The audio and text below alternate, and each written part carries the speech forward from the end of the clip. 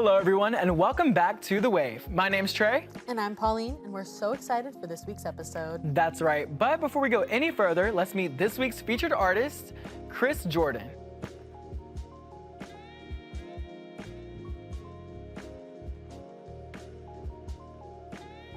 All right, and we are joined here with Chris Jordan. Thank you so much for sitting down with us and talking today. Thank you for having me. Of course. So let's jump right in. So you're originally from New York. So how does the scene, How do you know? saw it somewhere. We do our digging. Just talking. Yeah. Yes, yes. But what is the scene like there compared to here? So yeah, I grew up in upstate New York. A lot of people just like kind of assume I'm from the city when I say I'm from New York. I grew up in a town called Kingston, which is like it's about 2-3 hours north of the city, and it's pretty close to Woodstock, not where the actual festival was, but like where the town was. And there's like a pretty rich music culture there, so that was something really cool to grow up in. Right. And just like people that kind of think about music in like a different way than like the Nashville sound, quote unquote. So that's something I'm pretty thankful for where I grew up about, you know. Right. So what brought you down to Nashville? Was it just school? Yeah, I mean, at first it was school. I kind of always saw myself like, you know, wanting to be what's in basically the music capital of the world right now. Right. So, you know, school was a good reason to come down at first, and really just wanted to like, I knew how competitive it was going to be from like, you know, everything I heard, and like, I just kind of want to give myself that challenge. And, Right. I think that's good though. It pushes you to grow. Yeah. Yeah. Period. And speaking of Nashville and Murfreesboro, you performed at many venues. And I was just wondering, have you always been comfortable performing live, and do you have a ritual beforehand that gets you ready, or what do you do? Yeah, and the ritual is like 2 Red Bulls, more Okay. caffeine than anyone should ever consume. I'm addicted, guys. Do you have a favorite flavor of Red Bull, or is it OG all the way? I always go for the sugar-free kind. I like to switch it up. You Very know? health conscious. Yeah, You yeah. are, yeah. Well, speaking of performing, does that like give you energy to pump you up? Like, what's your favorite part about performing live for an audience? Honestly, just like for me, like I always get like way more nervous like playing in front of like, you know, 2 or 3 people Really? than like, you know, a sold out room. Like, and so really, if I just like see a bunch of people out there having a good time, like I feed off that energy, Yeah. and you know, I'm just having fun with that. Like, Yeah.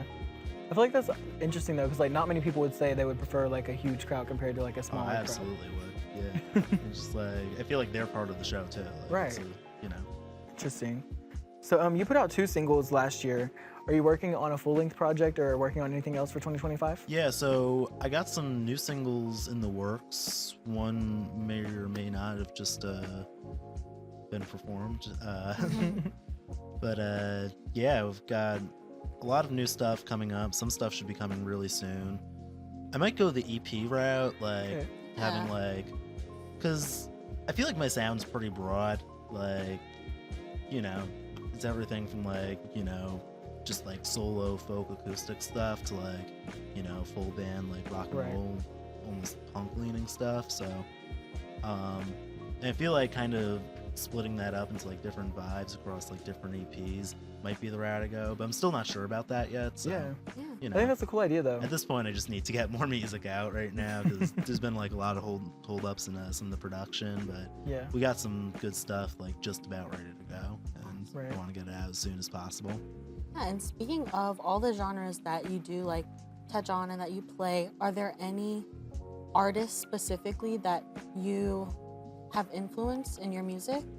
Yeah, totally. Like, I would say Bruce Springsteen's always been, Classic. yeah. And, like, that's kind of his thing, too, because if you listen to, like, you know, the stuff off, like, Nebraska, like, that's all, like, solo, like, acoustic folk, and then, like, you know, his early stuff's, like, almost like Van Morrison, like, jazz-inspired, like, rock. And then, like, some albums he gets, like, a little country, like, Yeah. and some other guys that like kind of fall into that. I love Jason Isbell in the 400 Unit, Tom Petty in the Heartbreakers.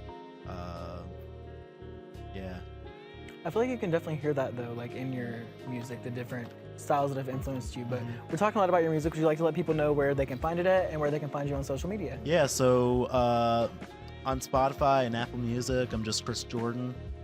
Should come up. If you can't find me there, just look up one of my singles. Stay on the Phone and Cherry Cigarettes are out right now. And for Instagram and stuff, that's where you're gonna find most of my updates about like upcoming shows and new music. That's at Chris Jordan Music. Awesome. Well, thank you so much, and we'll be right back. Thank you so much. Lil Wayne fans have a lot to look forward to in 2025. The Young Money president finally announced the long-awaited The Carter 6 album. The album series began back in 2004 with the original The Carter and was followed by 4 more installments over the years. The last of the series, The Carter 5, was released back in 2018, leaving fans hungry for the 6th edition. Weezy took to Instagram to post a cover for the upcoming album, which features what appears to be a baby picture of himself, complete with his signature face tattoos and his sparkling grills. Fans can expect the album on June 6th. It was also announced that Wayne will be headlining a concert at New York's Madison Square Garden on the same day to celebrate the album's release and premiere new songs from the project. Will you be tuned in? Kendrick Lamar leads the 2025 American Music Awards with the most nominations, with Post Malone right behind him. Lamar has 10 nominations, including Artist of the Year, Album of the Year for GNX, and Song of the Year for Not Like Us. Post Malone is a runner-up with 8 nominations, including Artist of the Year, Album of the Year for F1 Trillion, and Song of the Year for I Had Some Help, with this popular collab with Morgan Wallen. Billie Eilish, Chappell Rowan, and Shabuzi are next in line with 7 nominations each. The 51st AMAs will be hosted by Jennifer Lopez and is set to air live from Las Vegas on Monday, May 26th. The show will air live coast to coast at 8 p.m. Eastern Time and 5 p.m. Pacific Time on CBS and stream on Paramount+. Will you be tuning in? Although his daughter Alabama has been the one making headlines recently, drummer Travis Barker and the rest of Blink-182 announced that they will be hitting the road again in 2025. The 20-date Missionary Impossible Tour is set to kick off on August 28th in Hollywood, Florida, and wrap on October 4th in Palm Desert, California, with festival performances at Shaky Knees, Four Chord Music Fest, See Here Now, and Aftershock Festival being mixed in throughout. Alkaline Trio will join Blink-182 on the tour, serving as the opening act.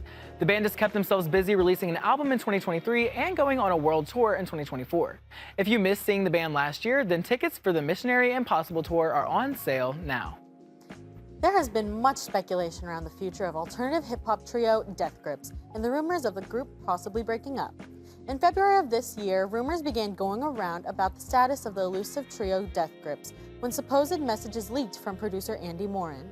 The supposed messages that were leaked had Morin confirming the group's breakup, saying, "Yeah, it's over," then placing blame on vocalist Stephen Burnett, also known as MC Ride, with the message reading, "Stephen doesn't want to do it anymore." The infamously media-avoidant group took to their Instagram on April 8th to share their first post since October 2023, to dispel rumors about their rumored breakup, stating, "Despite rumor and hearsay, we remain active as Death Grips," signed by Burnett and drummer Zach Hill. That's all for this week's music news. We'll be right back with Chris Jordan. Thank you all so much for watching this week's episode of The Wave. We hope to see you back next week. Don't forget to check out our Instagram every Wednesday for new episodes. Here to close out today's show, He's on the rise and he won't stop soaring. give a hand for Chris Jordan.